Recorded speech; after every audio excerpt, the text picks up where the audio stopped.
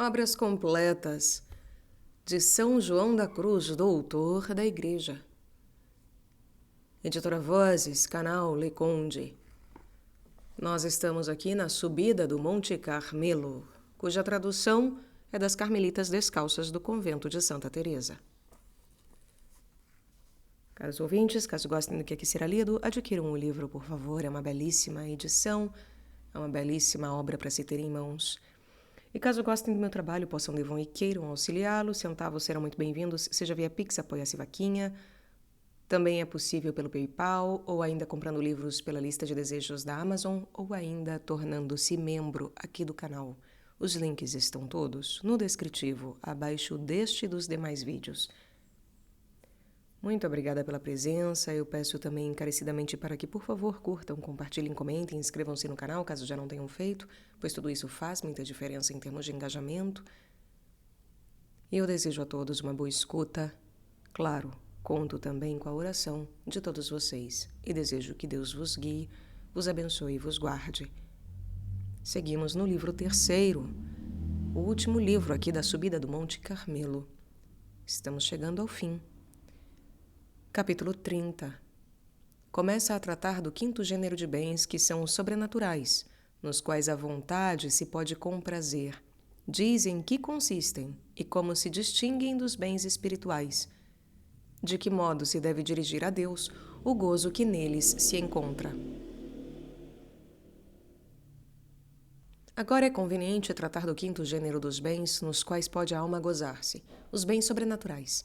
Por eles entendemos as graças e dons concedidos pelo Senhor, superiores à habilidade e poder natural, chamados gratis date, dons gratuitos. Tais são os dons de sabedoria e ciência conferidos a Salomão, e também as graças enumeradas por São Paulo. A fé, a graça de curar as doenças, o dom dos milagres, o espírito de profecia, o discernimento dos espíritos, a interpretação das palavras, enfim, o dom de falar diversas línguas.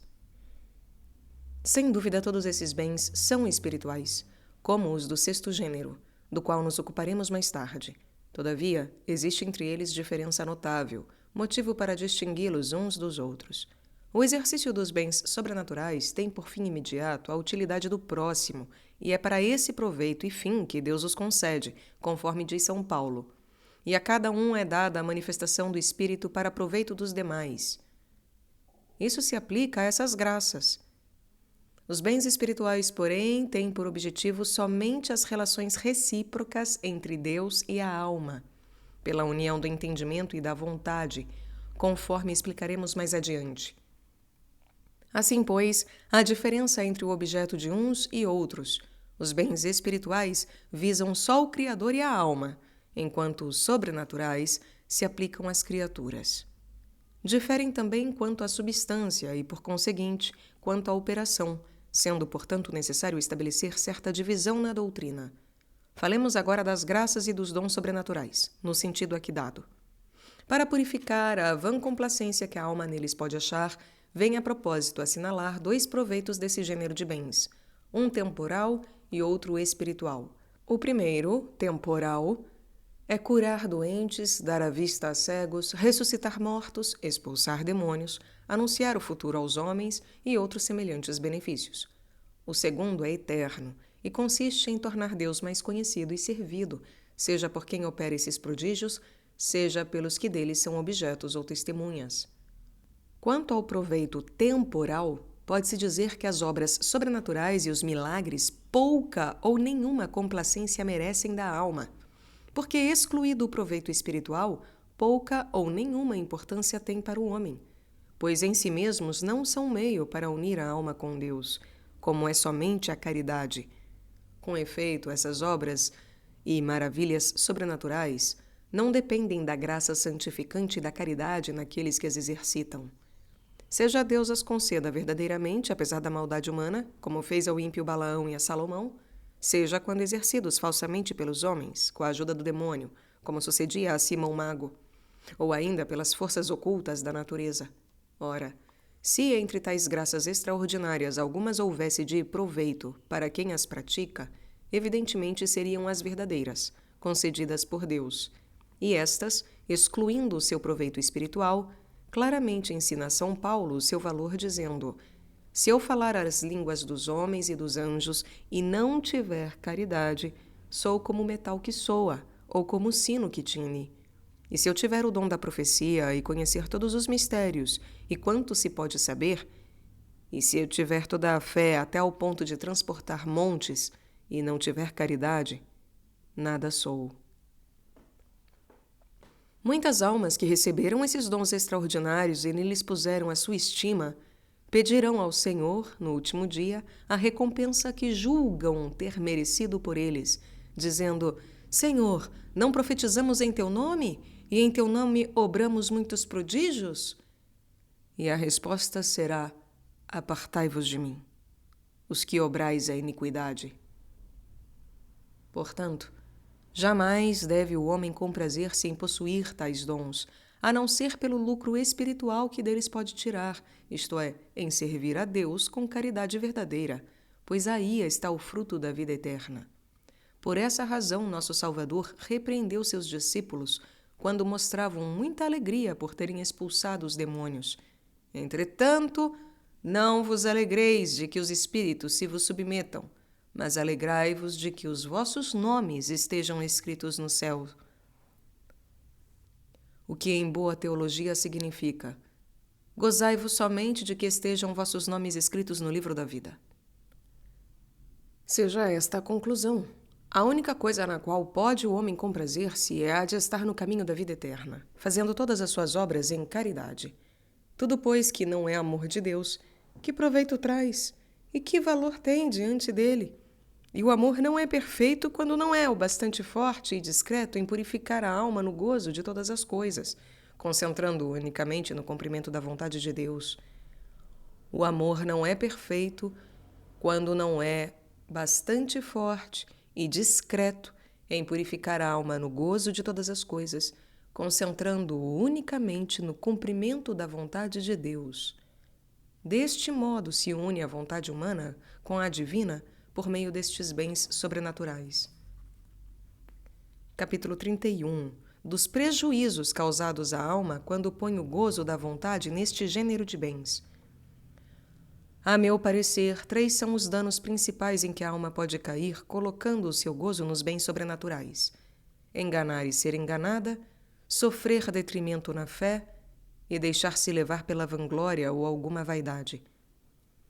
Quanto ao primeiro dano, é muito fácil enganar os outros e a si mesmo quando há complacência nas obras sobrenaturais. Eis a razão. Para distinguir quais sejam as falsas das verdadeiras e saber como e a que tempo se devem exercitar, é necessário grande discernimento e abundante luz de Deus. Ora, o gozo e a estimação de tais obras impede muito estas duas coisas. Isto acontece por 2 motivos: porque o prazer embota e obscurece o juízo, e porque o homem, movido pelo desejo de gozar, não somente cobiça aqueles bens com muita sofreguidão, mas ainda se expõe a agir fora de tempo. Mesmo no caso de serem verdadeiras as virtudes e as obras, bastam os defeitos assinalados para produzir muitos enganos, quer por não serem elas entendidas no seu sentido real, quer por não se realizarem nem trazerem proveito às almas no tempo e no modo mais oportuno.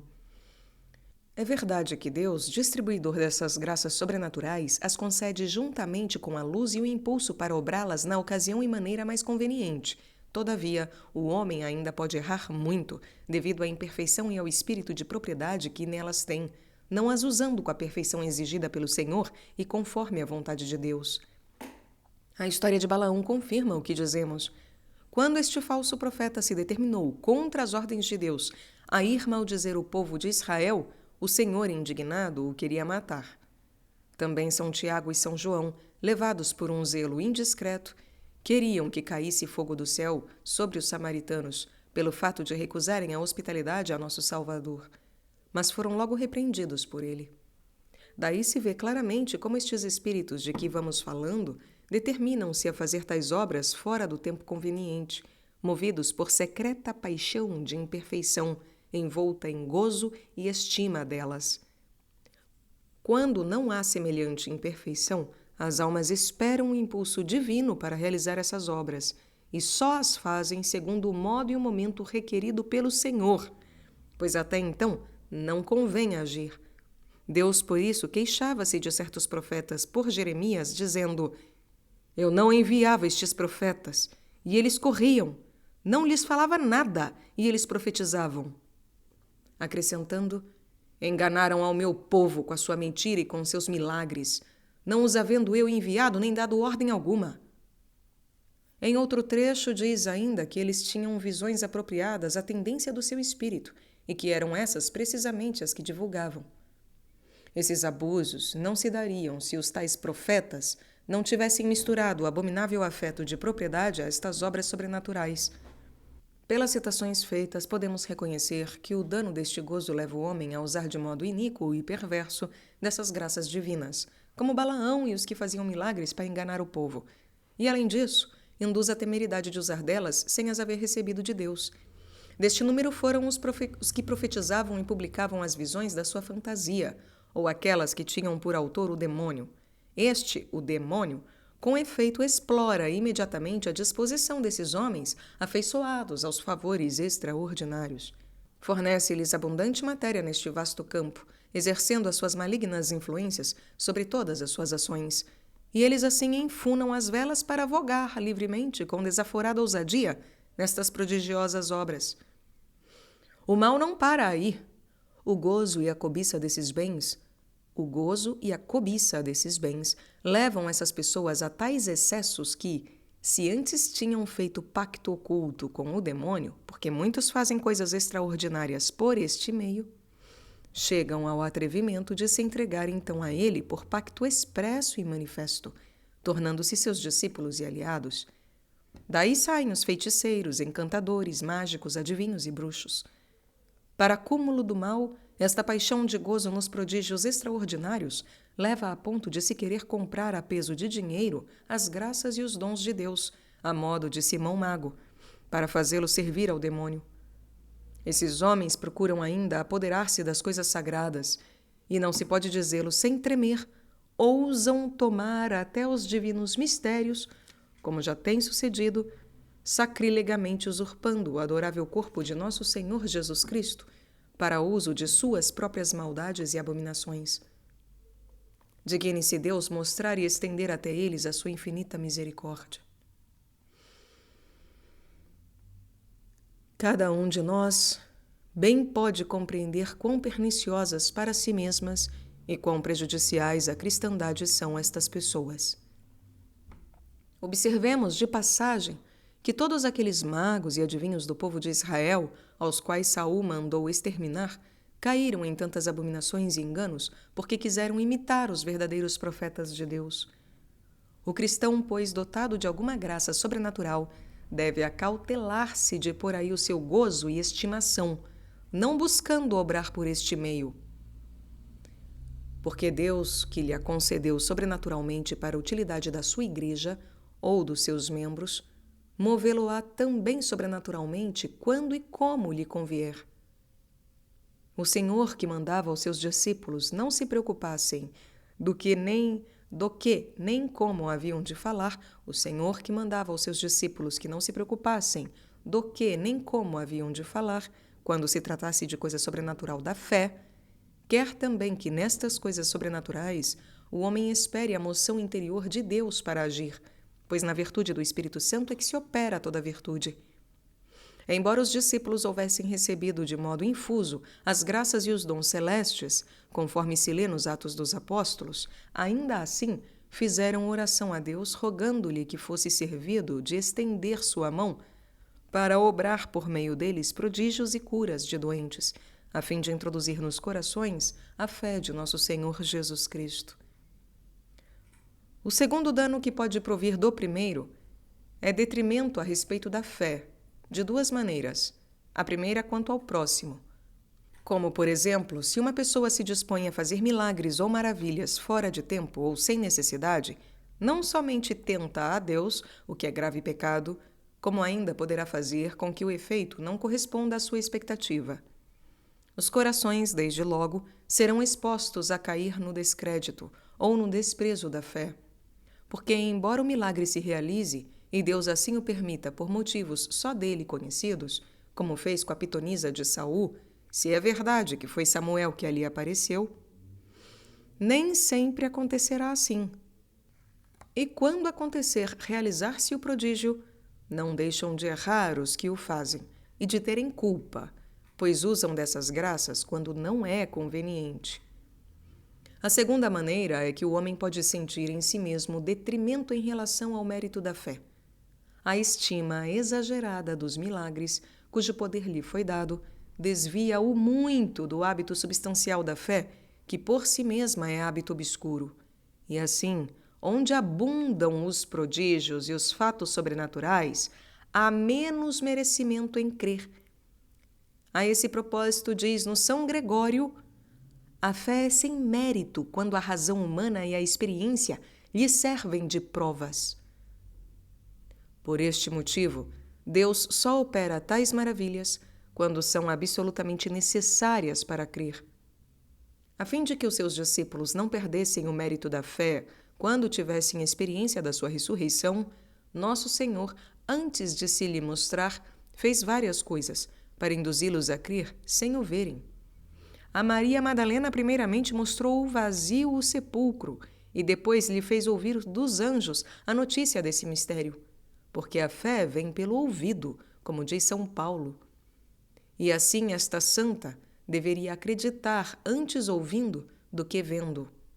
Mesmo quando ouviu, foi sob o aspecto de um homem comum. Nosso Senhor quis desse modo acabar de instruí-la na fé que lhe faltava por causa da sua presença sensível. Aos seus discípulos, primeiramente enviou as santas mulheres a dar-lhes a nova da ressurreição, e eles depois foram olhar o sepulcro. Aos 2 que iam a Emaús, juntou-se no caminho dissimuladamente e inflamava-lhe os corações na fé antes de se manifestar aos seus olhos.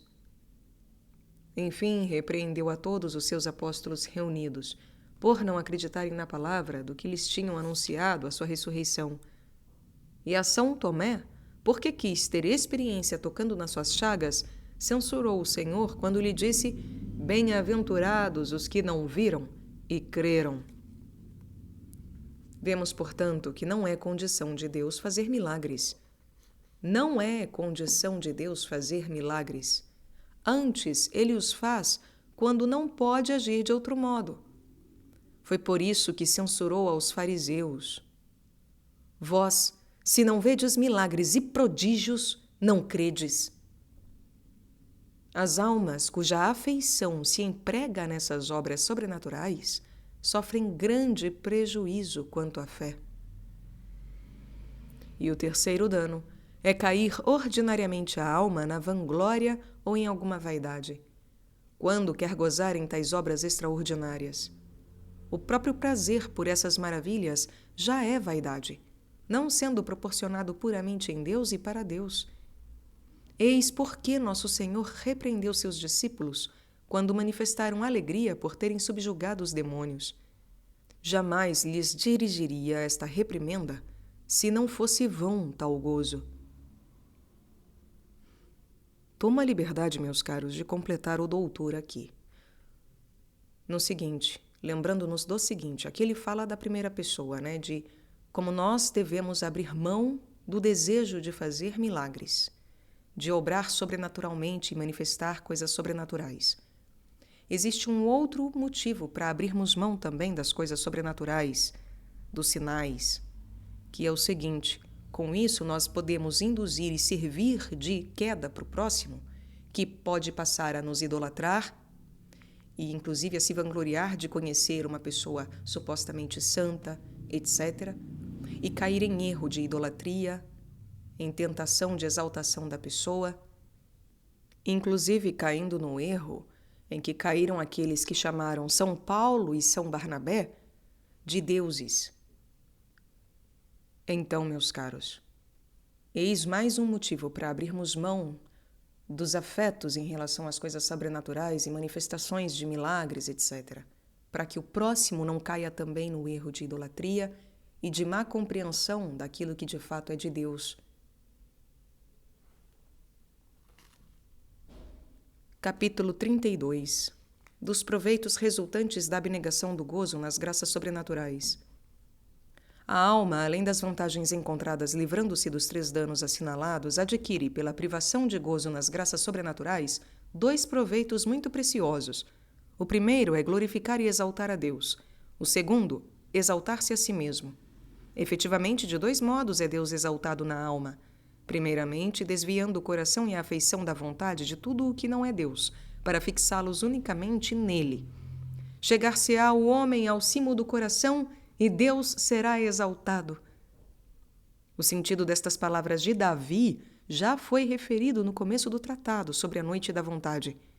Quando o coração paira acima de todas as coisas, a alma se eleva acima de todas elas. Quando a alma concentra todo o seu gozo só em Deus, muito glorifica e engrandece ao Senhor, que então lhe manifesta a sua excelência e grandeza, porque nessa elevação de gozo, a alma recebe de Deus o testemunho de quem Ele é. Isso, porém, não acontece sem a vontade estar vazia e pura quanto às alegrias e às consolações a respeito de todas as coisas, como o Senhor ainda o ensina por Davi. Cessai e vede que eu sou Deus. E outra vez diz: em terra deserta e sem caminho e sem água, nela me apresentei a ti como no santuário para ver o teu poder e a tua glória.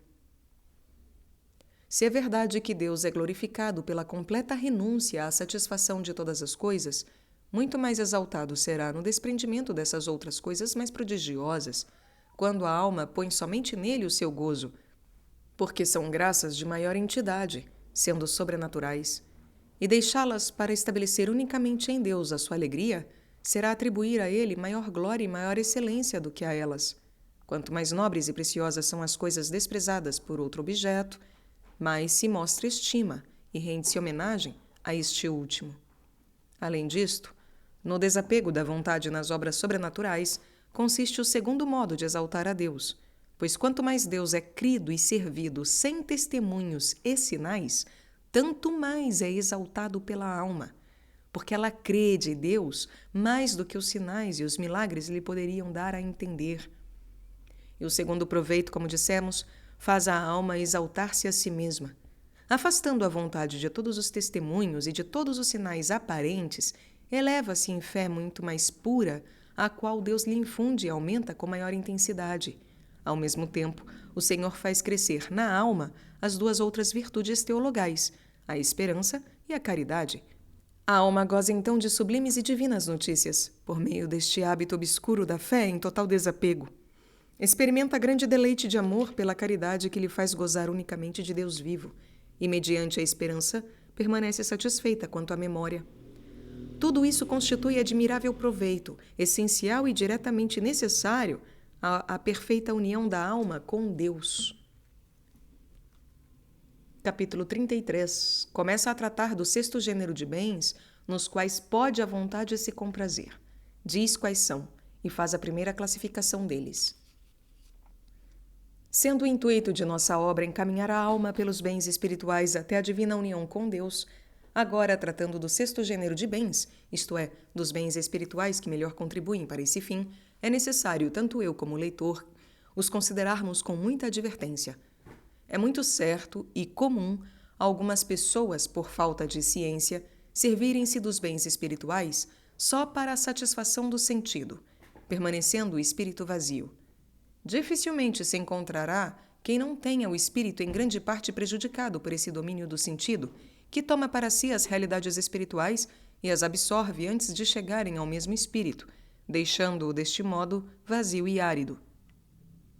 Voltando ao nosso assunto, entendo por bens espirituais todos aqueles cuja moção nos ajuda e dirige às coisas divinas, ou oferecem o trato da alma com Deus e as comunicações de Deus à alma.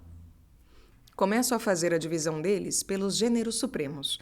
Classifico os bens espirituais de 2 maneiras, uns agradáveis e outros penosos. Cada gênero destes se subdivide também em 2 espécies. Entre os bens espirituais agradáveis, uns revelam coisas claras e distintas, outros obscuras e confusas. E entre os penosos, igualmente, alguns são de coisas claras e distintas e outros confusas e obscuras. Todos esses bens podem ser divididos segundo as potências da alma. Uns relacionados com os conhecimentos intelectuais pertencem ao entendimento, outros, por serem afeições, pertencem à vontade, e outros, afinal, por serem imaginários, entram no domínio da memória. Deixemos para depois a explicação dos bens penosos, pois fazem parte da noite passiva, onde falaremos deles. Ponhamos também de lado aqueles bens agradáveis cujo objeto são as coisas confusas e obscuras, pois encontrarão o seu lugar mais além quando tivermos que tratar da notícia geral, confusa e amorosa, na qual se consuma a união da alma com Deus.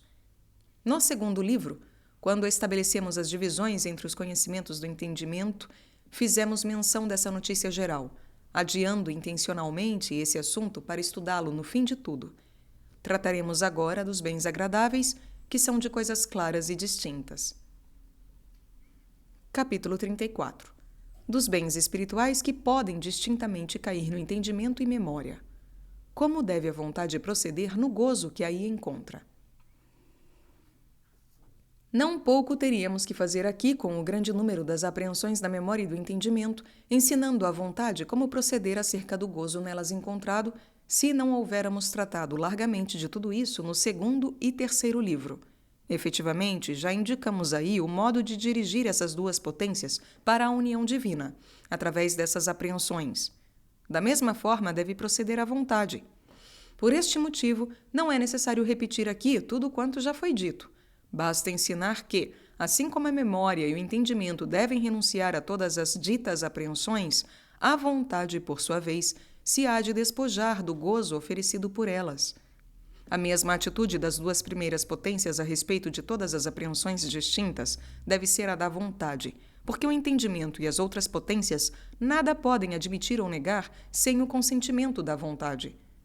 E assim, a mesma doutrina que serve para um caso servirá também para o outro.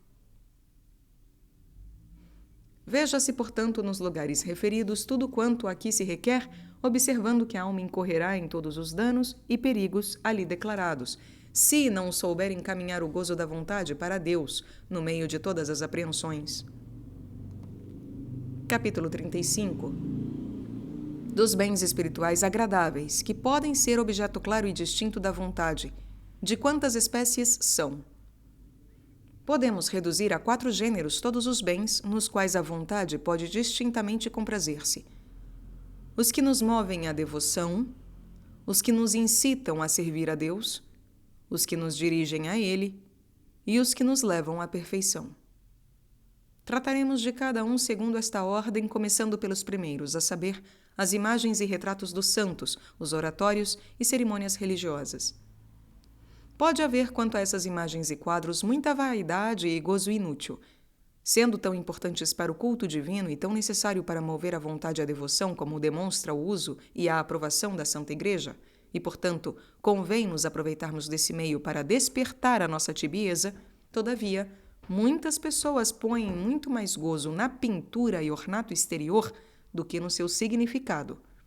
A Santa Igreja ordenou o uso das imagens para 2 fins principais: reverenciar nelas os santos e mover a vontade, despertando a devoção dos fiéis, por meio delas, para com os mesmos santos. Quando esses 2 efeitos se produzem, as imagens são muito proveitosas e o seu uso necessário. E assim, devem ser preferidas aquelas que retratam os santos mais ao vivo e ao natural, movendo a maior devoção.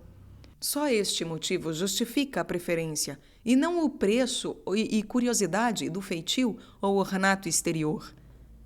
Há quem repare mais na arte e valor da imagem do que no santo nela representado. Em vez de dirigirem a sua devoção espiritual e interior ao mesmo santo invisível, põem-na no ornato e confecção material daquela imagem que deveriam esquecer. Pois é apenas motivo para a alma se afervorar, e aplicam ao objeto exterior o amor e gozo da vontade com deleite e satisfação do sentido. Com este modo de agir, impedem totalmente o verdadeiro espírito que requer o aniquilamento do afeto em todas as coisas particulares. Ver-se-á bem o que afirmamos no uso detestável adotado em nossos tempos por certas pessoas que, não tendo ainda aborrecido o traje vão do mundo, adornam as imagens segundo os costumes modernos, inventados cada dia pelos mundanos para seus passatempos e vaidades. E com este traje frívolo e repreensível, vestem as ditas imagens. Isto ao santo sempre foi e é sumamente odioso. Parece que tais pessoas, por sugestão diabólica, querem canonizar as suas próprias vaidades, ornando com estas as sagradas imagens, não sem grave injúria aos mesmos santos. Desse modo, a honesta e séria devoção da alma, que lança e arroja de si até a sombra de qualquer vaidade, é substituída por uma espécie de ornato de bonecas. E alguns chegam a servir-se das imagens como se fossem ídolos, em que põem toda a sua complacência. Vereis ainda outras pessoas que não se fartam de acrescentar imagens a imagens e querem que sejam de tal ou qual feitio e espécie, colocadas de determinada maneira para deleitarem aos sentidos, enquanto a devoção do coração é bem diminuta. Tem tanto apego a essas imagens como Micas e Labão aos seus ídolos. O primeiro saiu de casa bradando em altas vozes porque lhes roubavam, e o segundo, após ter percorrido longo caminho para os recuperar, muito encolerizado, revolveu toda a tenda de Jacó para encontrá-los. A pessoa verdadeiramente devota faz do invisível o objeto principal da sua devoção. Não necessita de muitas imagens, antes usa de poucas, escolhendo as mais ajustadas ao divino que ao humano. Procura conformar as imagens a si mesma ao estado e condição da outra vida, e não segundo o traje e modo deste século. Tenha em vista não somente livrar o apetite de ser movido pela figura deste mundo, mas ainda não dar ocasião a que essas imagens lhe tragam a lembrança dele, como aconteceria se oferecessem aos olhos alguma coisa semelhante às do século. Longe de apegar o coração às que usa, bem pouco se aflige se lhe as tiram, porque busca dentro de si mesma a viva imagem de Cristo crucificado, e nele se goza por tudo lhe ser tirado e tudo lhe faltar. Até quando lhe subtraem os motivos e meios mais próprios para a sua união com Deus, fica sossegada. Efetivamente, é maior perfeição conservar-se a alma com tranquilidade e satisfação interior na privação de todos esses meios do que possuí-los com apego e apetite. Embora seja bom recorrer às imagens que ajudam a devoção, escolhendo por este motivo as que mais movem a alma, todavia, não é perfeito apegar-se a elas com propriedade, a ponto de entristecer-se quando lhe as tiram. Tenha por certo a alma o seguinte: quanto mais estiver presa a qualquer imagem ou motivo sensível, menos subirá a sua oração e devoção até Deus. Sem dúvida, podem ser preferidas algumas imagens a outras, por retratarem mais expressamente os santos, excitando assim maior devoção, mas unicamente por esta causa é permitido afeiçoar-se a elas, sem aquele apego e propriedade a que nos referimos. De outro modo, todo o proveito e fruto que havia de tirar o espírito em elevar-se a Deus por esses motivos de devoção, absorvê-lo-ia o sentido, estando engolfado no gozo desses mesmos instrumentos. E aquilo que me deveria ajudar a alma, por minha imperfeição, me serve de obstáculo, tanto como o apego e a afeição desordenada a qualquer outra coisa. Sobre este ponto das imagens, talvez alguma objeção me seja feita, por quem não haja compreendido bastante a desnudez e pobreza de espírito requerida para a perfeição.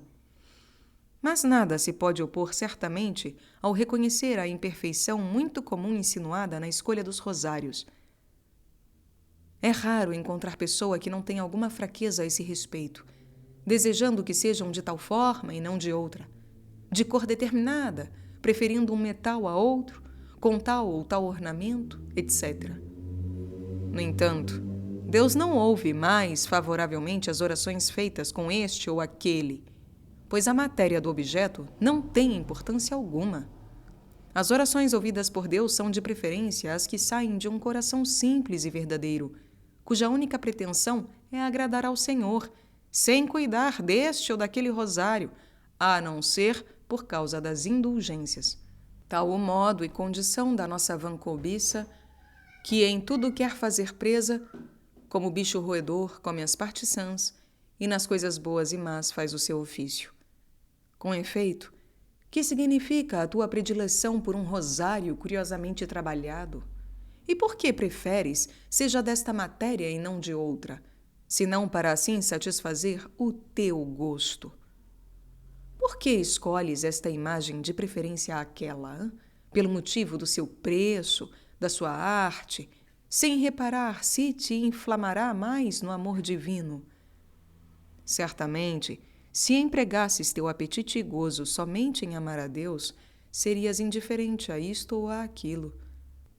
Causa grande aborrecimento ver algumas pessoas espirituais tão apegadas ao modo e feitio desses objetos e à curiosidade e vã complacência no uso deles, jamais se satisfazendo. Andam sempre a trocar uns por outros, mudando e olvidando a devoção do espírito por esses meios visíveis. Muitas vezes, a eles se apegam com afeto desordenado, bem semelhante ao que tem a outros objetos temporais, e deste modo de proceder resulta-lhes não pouco dano. Capítulo 36 continua a falar das imagens, ignorância de certas pessoas a este respeito. Muito haveria que escrever sobre a pouca inteligência de muitas pessoas a propósito das imagens. Às vezes, chega a tanto a sua inépcia que confiam mais numa imagem do que em outra, na persuasão de serem mais ouvidas por Deus, por aquela do que por esta, embora ambas representem a mesma realidade, como, por exemplo, duas de Jesus Cristo ou duas de Nossa Senhora. Isso acontece porque põem a sua afeição na figura exterior, preferindo uma à outra, mostrando assim grande ignorância no modo de tratar com Deus e de prestar-lhe a devida honra e culto, o qual só olha a fé e pureza do coração daquele que ora. Se Deus concede mais graças por meio de determinada imagem do que por outra do mesmo gênero, não é porque haja na primeira algo especial para esse efeito, embora haja diferença no exterior, mas somente porque as pessoas se sentem movidas a mais devoção por meio daquela. Se tivessem a mesma devoção para com ambas as imagens, e ainda sem esses meios, receberiam os mesmos favores divinos, tendo a mesma devoção para com ambas as imagens, ou até sem imagens, receberiam os mesmos favores divinos. A diferença das formas ou a beleza material da imagem não são motivo para Deus fazer milagres e mercês. Serve-se o Senhor daquelas diferenças, não para as imagens serem estimadas com preferência de umas a outras, mas unicamente para despertar nas almas a devoção adormecida e o afeto dos fiéis à oração. Ora, como por meio daquela imagem este resultado é produzido, isto é, se acende a devoção nas almas, movendo-as a mais oração, porque uma e outra são meios para Deus atender o que lhe é pedido, então costuma o Senhor conceder suas graças por aquela determinada imagem, operando milagres. Não procede Deus assim por causa da imagem, em si mesma apenas uma pintura, mas por causa da devoção e fé que as almas têm para com o santo representado. Se tivesses, pois, a mesma devoção e fé em Nossa Senhora, diante de uma como de outra imagem, pois ambas representam a mesma Senhora, receberias as mesmas graças, e ainda sem imagem alguma. Vemos por experiência como Deus faz os seus prodígios e graças por intermédio de certas imagens, cuja escultura e pintura deixa muito a desejar, não oferecendo interesse algum à curiosidade. Assim o faz para impedir os fiéis de atribuírem qualquer coisa nesses prodígios à escultura ou à pintura da imagem. Muitas vezes, Nosso Senhor escolhe as imagens colocadas nos lugares solitários e apartados para conceder as suas mercês. De um lado, porque a devoção dos fiéis aumenta com o sacrifício de se transportarem até onde elas estão e torna mais meritório o seu ato. De outro, porque se afastam do barulho e do tumulto da multidão para orar, como fazia o Divino Mestre. Por isto, quem faz alguma peregrinação é bom fazê-la quando não vão outros peregrinos, embora seja em tempo extraordinário. Quando há grande concurso de gente, jamais aconselharia que se fizesse, pois ordinariamente se volta mais distraído do que quando se foi. Muitos fazem essas romarias mais por recreação do que por devoção. Havendo piedade e fé, qualquer imagem produz efeitos bons nas almas. Mas fora disso, nenhuma imagem trará proveito. Bem viva a imagem era o nosso Salvador em sua vida mortal, e, todavia, não aproveitava àqueles que não tinham fé, por mais que estivessem em sua divina companhia e presenciassem as suas obras maravilhosas. Era esta falta de fé a causa de não serem operados muitos milagres pelo mesmo Senhor em sua terra, como diz o evangelista. Quero declarar também aqui alguns efeitos sobrenaturais produzidos pelas imagens em certas pessoas. Deus às vezes infunde nessas imagens virtude particular, de modo a ficar impressa com muita força na mente aquela figura, e ao mesmo tempo a devoção causada na alma como se estivesse sempre presente. E assim, cada vez que a pessoa se lembra da imagem, sente despertar a mesma devoção experimentada a primeira vez que a viu, e esse efeito se produz com maior ou menor intensidade. Sucederá que em outra imagem, embora mais primorosa, não achará a mesma pessoa aquele espírito. Muitas almas também sentem maior devoção diante de algumas imagens do que outras, e não será esse efeito sobrenatural. Tratar-se-á apenas de gosto ou afeição da natureza. Assim como entre as pessoas pode haver simpatia e inclinação para uma que talvez seja menos formosa e que, entretanto, contentará mais alguém, ocupando-lhe a imaginação e prendendo-lhe o afeto, porque lhe agrada aquela forma e figura, do mesmo modo acontece com as imagens. Julgarão aquelas almas ser devoção o sentimento de afeto nascido de tal ou qual imagem, e não será, talvez, mais que afeição e gosto natural.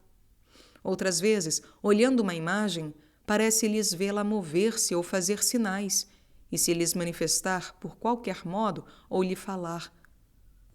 Tudo isso, bem como os efeitos sobrenaturais a que já nos referimos, pode vir da parte de Deus, produzindo bons e verdadeiros frutos, seja para aumentar a devoção, seja para proporcionar à alma alguma ajuda a que se possa apoiar em sua própria fraqueza, evitando as distrações.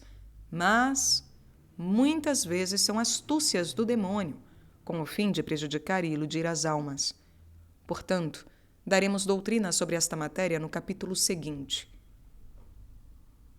Capítulo 37. Como se deve dirigir para Deus o gozo encontrado pela vontade nas imagens, de modo a não constituírem estas motivo de erro ou obstáculo. Assim como as imagens são de grande proveito, trazendo-nos a lembrança de Deus e dos seus santos, movendo a nossa vontade à devoção quando as usamos de forma conveniente, assim também podem ser fonte de inúmeros erros, quando a alma não sabe dirigir-se por elas a Deus nos efeitos sobrenaturais que produzem. Um dos principais meios empregados pelo demônio para surpreender as almas incautas e afastá-las do verdadeiro caminho da vida espiritual é precisamente este de coisas sobrenaturais e extraordinárias, que manifesta nas imagens, tanto nas corporais e materiais aprovadas pela Igreja, como nas representações interiores que costuma imprimir na imaginação, sob a aparência de tal ou tal santo ou da sua imagem. Transfigura-se assim o demônio em anjo de luz, dissimulando-se sob os mesmos meios que nos são dados para a ajuda e remédio das nossas fraquezas, para deste modo surpreender a nossa inexperiência. Uma alma boa deve ter maior cuidado e receio naquilo que lhe parece bem, pois o mal traz consigo o próprio testemunho de si. Estes são os danos encontradiços nesta matéria: ser impedida no seu voo para Deus, servir-se das imagens de modo grosseiro e ignorante, ser enganada natural ou sobrenaturalmente por meio delas.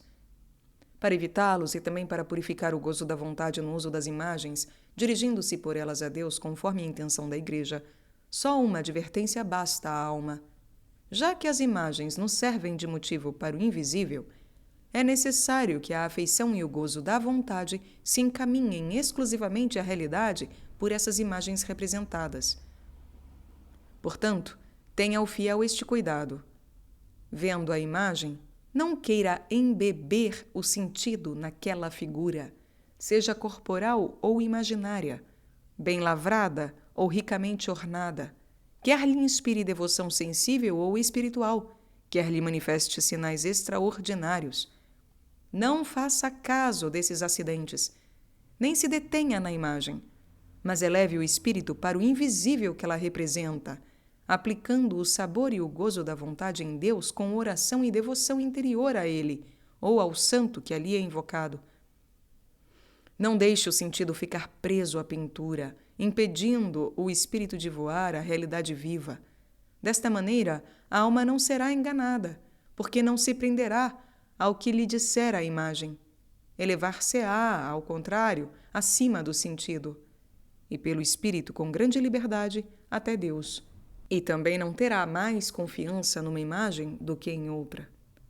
Quando encontrar em alguma delas sobrenaturalmente maior devoção, elevando-se logo com o afeto para Deus, receberá mais copiosas graças. Na verdade, quando o Senhor concede essas e outras semelhantes mercês, inclina o gozo e a afeição da vontade para o invisível, e assim quer sempre que o façamos em total renúncia da força e sabor de nossas potências em relação a todo visível e sensível.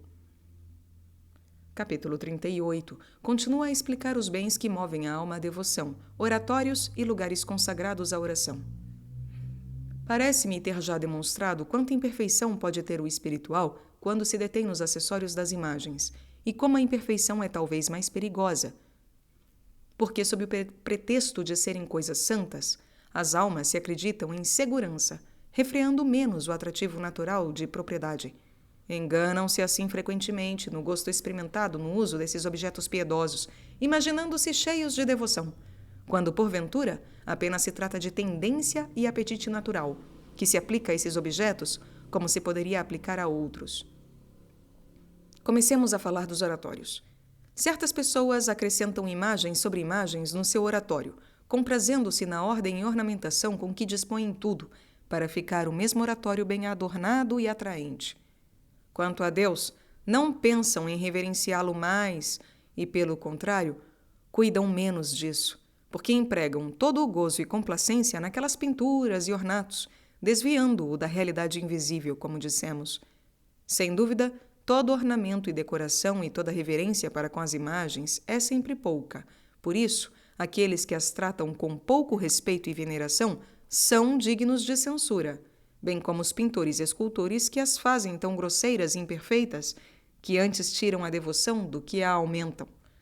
Por este motivo, deveriam vedar a fabricação de imagens ao que nesta arte não são peritos.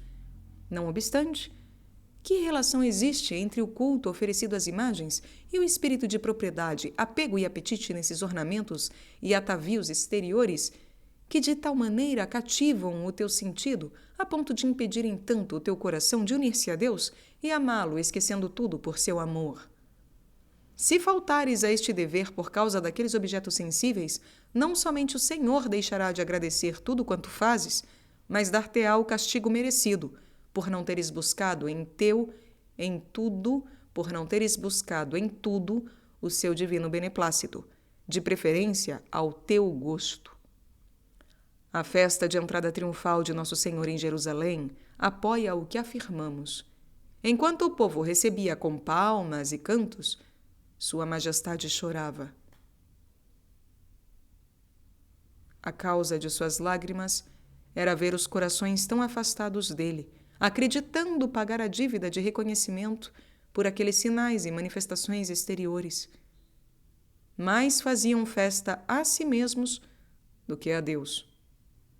Assim acontece a muitos em nossos dias, quando há alguma solenidade em qualquer lugar. Costumam alegrar-se muito nos festejos e folguedos, gostando de ver e de serem vistos, ou comprazendo-se em comer, ou ainda buscando outros motivos humanos, bem longe de procurarem o agradável a Deus. Nessas tendências e intenções tão baixas, nenhum gosto dão ao Senhor, sobretudo se os promotores de tais festas misturam coisas profanas e ridículas, próprias para excitar o riso e a distração dos assistentes, ou procurando atrair a atenção do povo, em vez de despertar a devoção nas almas. E o que dizer de outras intenções de algumas pessoas nestas festas, ou quando as celebram por interesse de lucro? Estes têm o olho da cobiça mais aberto sobre o próprio ganho que sobre o serviço do Senhor. Não ignoram a insensatez da sua conduta, e Deus, que os vê, ainda melhor o sabe. Saibam que, se não têm reta intenção, fazem mais festa para si do que a Deus. Tudo quanto é feito para a própria satisfação ou para agradar aos homens, Deus não aceita como feito a si. Antes, sucede muitas vezes estarem os homens folgando de tomar parte nas festas religiosas e Deus estará se irritando contra eles, como aconteceu aos filhos de Israel cantando e dançando em torno do seu ídolo, imaginando honrar a Deus, quando muitos milhares dentre eles foram exterminados pelo Senhor. Ou ainda poderá suceder como aos sacerdotes Nadab e Abiú, filhos de Arão, que foram mortos com os turíbulos nas mãos, porque ofereciam fogo estranho. De igual modo, o que penetrou na sala do festim sem estar revestido da túnica nupcial foi, por ordem do rei, lançado de pés e mãos atados nas trevas exteriores. Mostram-nos esses diversos castigos até que ponto desagradam a Deus as irreverências cometidas nas reuniões feitas em sua honra. Ó Senhor, meu Deus, quantas festas vos fazem os filhos dos homens, nas quais o demônio tem a sua parte maior do que a vossa. O inimigo se alegra nestas festas, porque aí, como tratante, faz a sua féria. Quantas vezes, Senhor, podereis vós dizer nessas ocasiões: este povo honra-me com os lábios, mas o seu coração está longe de mim. Isto é, o seu culto é destituído de fundamento. Deus deve ser servido unicamente pelo que ele é, sem que se interponham outros fins. Não o servir, pois, por esse motivo, é não o reconhecer como causa final do nosso culto. Voltando a falar dos oratórios, há pessoas que procuram ornamentá-los mais para satisfazer o próprio gosto que para honrar a Deus. Outras fazem tão pouco caso da devoção desses lugares como se fossem salões mundanos, e ainda outras os estimam tão pouco a ponto de terem mais gosto nas coisas humanas do que nas divinas. Mas deixando isto de parte, dirijamo-nos aos que fiam mais fino, como se costuma dizer. Queremos falar daqueles que se têm em conta de gente devota. Essas pessoas se preocupam de tal modo em contentar as próprias inclinações naturais para decorar os seus oratórios, que nisto gastam todo o tempo que deveriam dar a Deus pela oração e recolhimento interior. Não compreendem que nesta desordem, sem recolhimento e paz para a alma, encontram tanta distração como nos outros cuidados temporais. A cada passo se inquietam nos seus apetites, mormente se alguém tentasse tirar-lhes aquele gozo. Capítulo 39. Como se deve usar dos oratórios e igrejas, encaminhando o espírito para Deus. Para dirigir a Deus o espírito nesse gênero de bens que movem a devoção, convém advertir que é permitido e mesmo útil aos principiantes algum prazer e gosto sensível nas imagens, oratórios e outros objetos visíveis de piedade. Como não perderam ainda o gosto das coisas temporais, e não estando ainda a sua alma mortificada, este gosto sensível dos motivos de devoção lhes é indispensável para afastá-lo dos prazeres terrestres. Assim acontece à criança a quem se apresenta um objeto antes de retirar o que ela tem na mão a fim de distraí-la e impedir que chore vendo-se com as mãos vazias.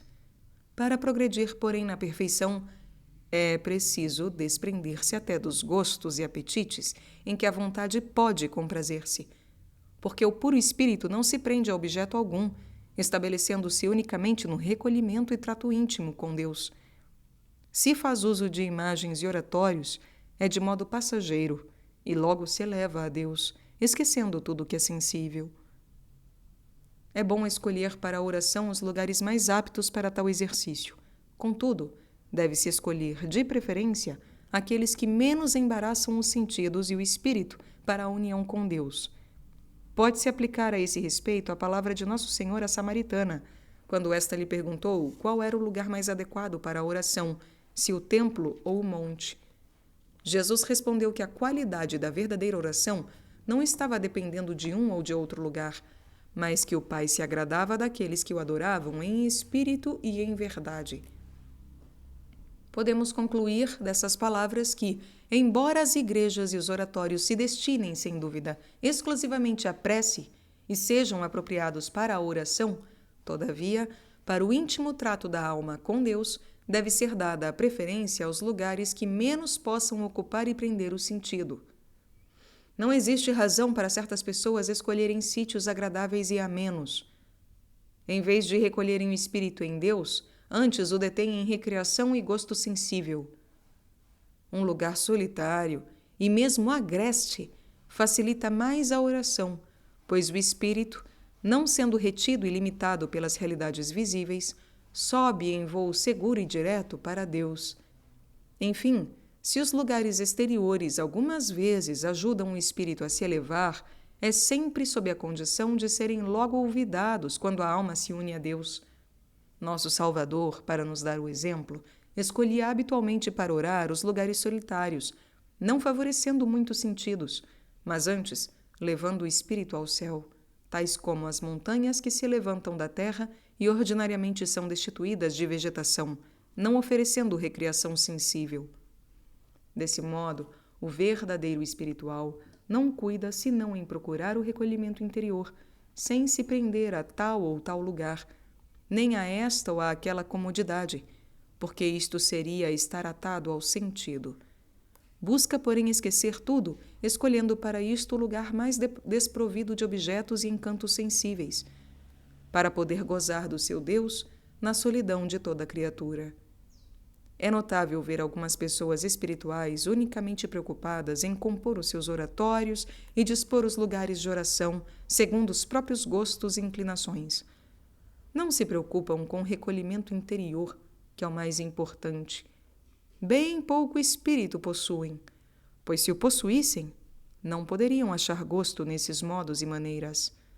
Antes, achariam cansaço.